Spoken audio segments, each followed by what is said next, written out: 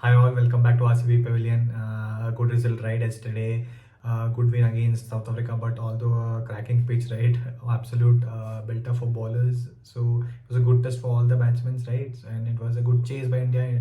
Again, end of the day, a huge performance by Surya Kumar Yadav, right? Man in form, probably the number one T20 batsman in the world currently, and boy oh boy, he's in top form. So and he'll be a crucial player going ahead into the World Cup also, right? So but today's video I'll be doing about the review of India Australia series because I was not able to do the previews of the matches and it was such a crucial series and I missed it, right? So I thought, okay, I will do a overall review of the series.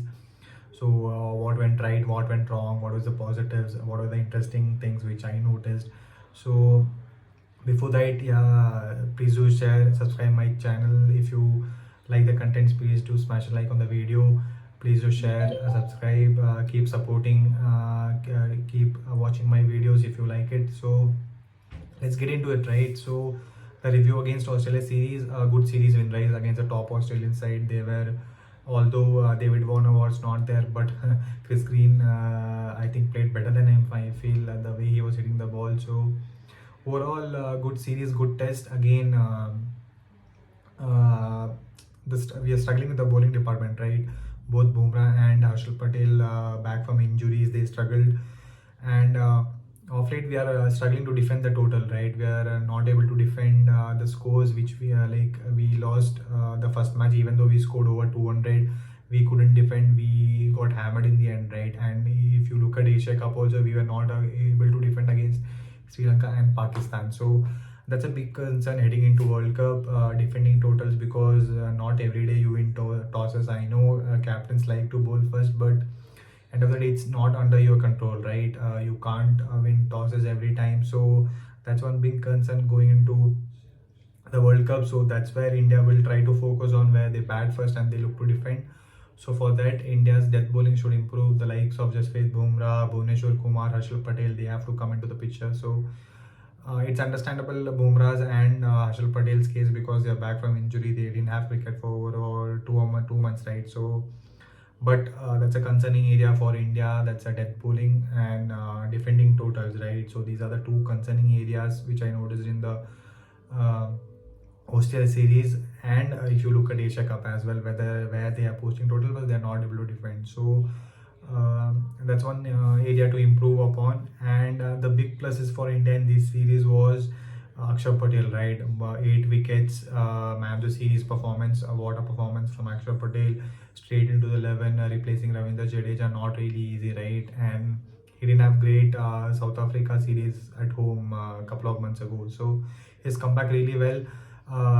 Took crucial wickets, Maxi, and he bowled. The main strength of Akshar Patel is wicket to wicket, right? He doesn't give much room to slog or to cut or to play through the offside or leg side. So that's one big plus. I think he'll be straight to the 11 for the World Cup as well. He can bat, terrific fielder. So a good plus. It's a good replacement for Ravindra Jadeja. Not really sure whether he will be in time for the team that goes to Australia. Looks like he won't be fit, so a perfect replacement, right?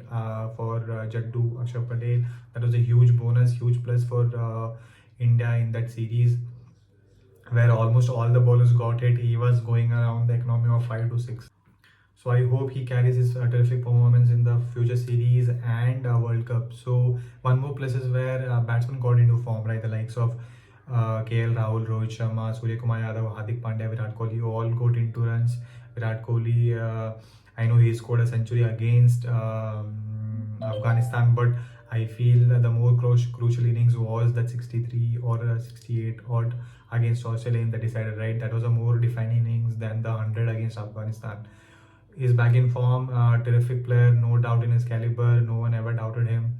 I too never doubted him. So many people like he's out of form, but if you look at his T20 average and T20 50s, he's I think third in the list. First is Mohammad Rizwan and then Babar Azam, I guess.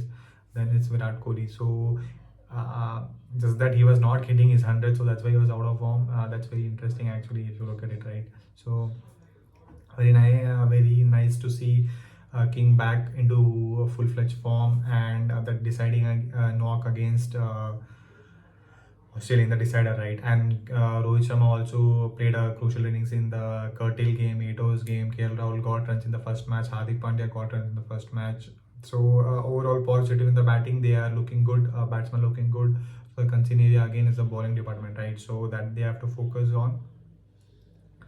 And the deciding factor, one more thing which I noticed, which was exciting and which was surprising, I feel, because in a crunch series, in a series ahead of World Cup against the top quality Australian side, they picked Dinesh Karthik ahead of Rishabh Pant. So I think they are trying to go down that route in the World Cup, where Dinesh Karthik will play in front of Rishabh Pant.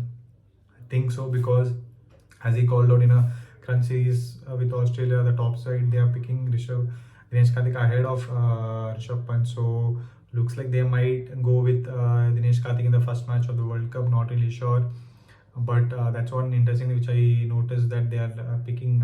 I mean, they are giving importance to Dinesh Karthik. It's not like he's just in the squad for the sake of it. He is considered as the playing 11, right? So that's really interesting. So not really sure how Rishabh Pant will come back, or how Rishabh Pant will fight back for his place. But never know, changes can happen. But that's one thing I noticed. And but one interesting fact, if DK plays, is there's no left-hander in the top order, right? If you look at the Indian batting lineup, there's no left-hander. So there's no, it's like all no, there's no dimension to the batting lineup. Yes, Akshar Patel is a left-hand batsman, but he's coming down the order. He's a lower middle order batsman or an all-rounder. So that's one more thing to look in for, the combinations, and looking opposition bowlers, how they pan out. So that is one more thing which they can look into picture, because there's no left-handers on the top. So that's one more thing to look into for Indian side. So overall, terrific series win again at home. So one more thing, as an RCBN, we would have thought is to see Maxwell and Hazelwood, right? But although it was not their series, not good series for them. In one way, it's good because it didn't come against India. Although we all need them to perform for RCB, right? So Maxi was a bit disappointing. I feel he didn't score a lot of runs.